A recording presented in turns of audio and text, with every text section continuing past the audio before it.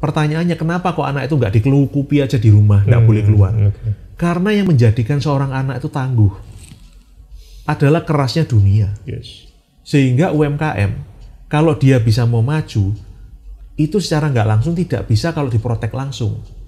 Yang lebih sehat adalah mempersiapkan dan memperkuat UMKM tadi untuk menjadi lebih tangguh. Selamat datang di Rajut Asa. Mas Nathan, itu kan kita sudah beberapa menit nih ngomongin soal impact yang kayaknya pengaruh buruk banget ya ke orang-orang. Kekurangan literasi yang cukup, ketidakmampuan memverifikasi, kemudian ketidakcakapan untuk membagi mana yang penting, mana yang nggak penting. Boleh nggak kita tarik geser dikit ke konteks yang lebih mungkin lebih fokus atau lebih dalam dengan kebutuhan masyarakat kita yang sebenarnya mereka potensial untuk maju. Ngomongin soal UMKM. Nah, soal warga biasa yang di dalamnya ada UMKM. Menurut Mas Nathan, masyarakat di UMKM ini, mereka kan juga menurut saya sih memerlukan kecakapan itu ya, literasi yang cukup, kemudian kemampuan memilah dan menyampaikan berita dengan baik, karena kebutuhannya nanti akan seperti itu di ketika orang semua bermigrasi ke digital. UMKM ini supaya nggak tertinggal, nggak hanya pada soal kualitas barang, tapi bagaimana menyampaikan informasi di dalamnya. Kira-kira seperti apa Mas Nathan memandang itu? Nah, jadi gini Mas ya, kalau dulu orang itu biasa membayangkan jurnalisme ini sebagai satu profesi. Kalau saya lebih suka melihat jurnalisme ini menjadi sebuah fungsi, sebuah keterampilan. Fungsi apa, keterampilan apa? Fungsi melaporkan sebuah informasi secara cepat, tanggap, akurat, dan terpercaya.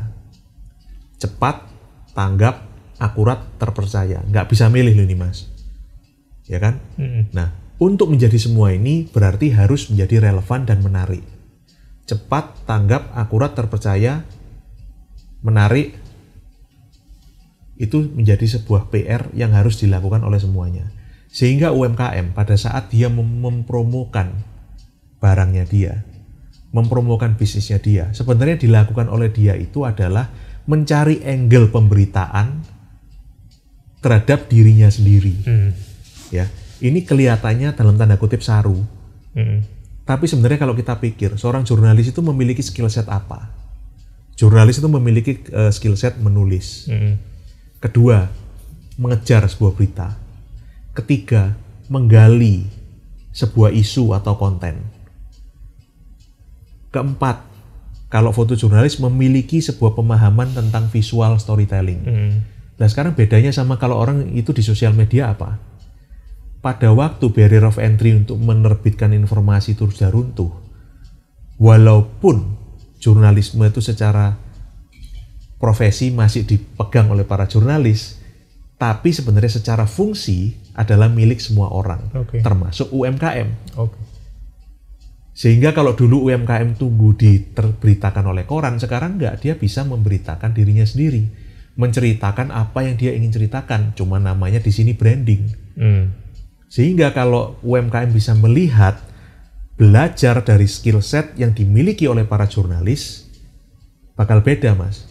Sebaliknya, para jurnalis kalau bisa belajar untuk repurpose, mempackaging ulang keterampilan dia untuk fungsi yang lain, sebenarnya jurnalis bukan hanya terbatas profesinya hanya melaporkan hal yang ada di koran saja, di media-media konvensional saja, tapi bisa anything.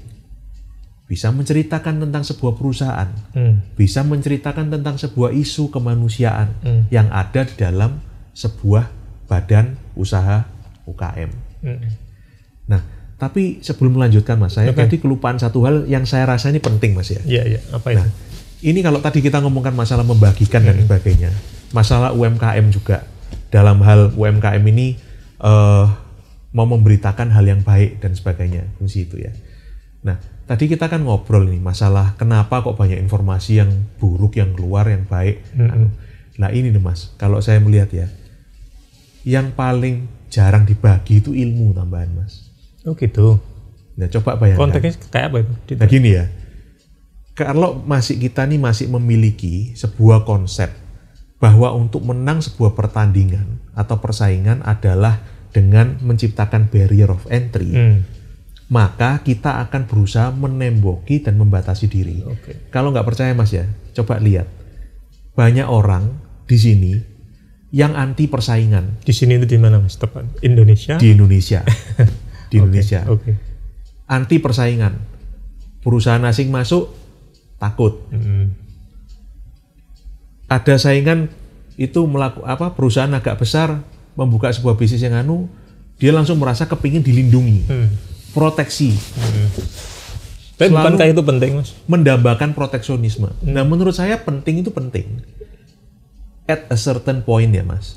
Jadi kalau misalnya kayak kita ini masih kecil, masih bayi, kita perlu diprotek.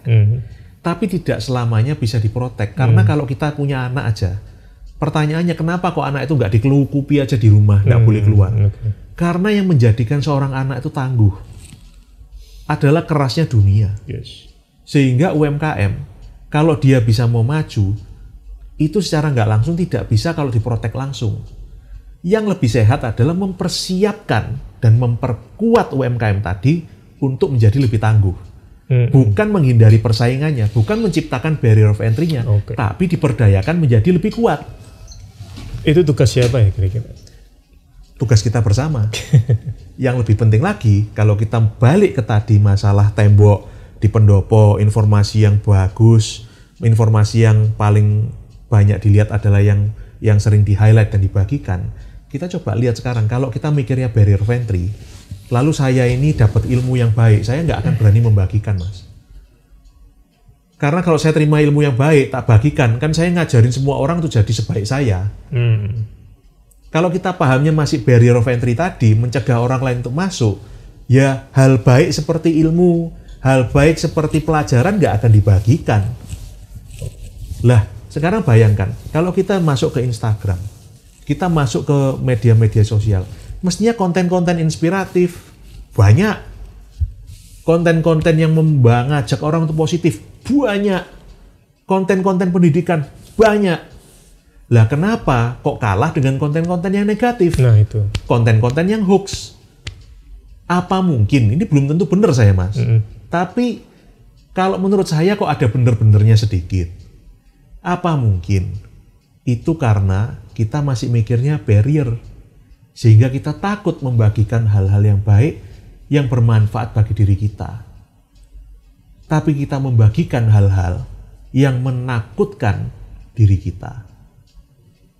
Yang membuat cemas. Yang membuat cemas, yang meresahkan. Apa mungkin seperti itu? Itu yang kita jawabannya bisa kita jawab di dalam diri kita sendiri. Jadi pemecahannya, Mas, tadi kalau pertanyaan tadi, bagaimana UMKM-nya maju? Bagaimana UMKM belajar dari jurnalisme ini? Yang pertama, bertanggung jawab dalam membagikan informasi.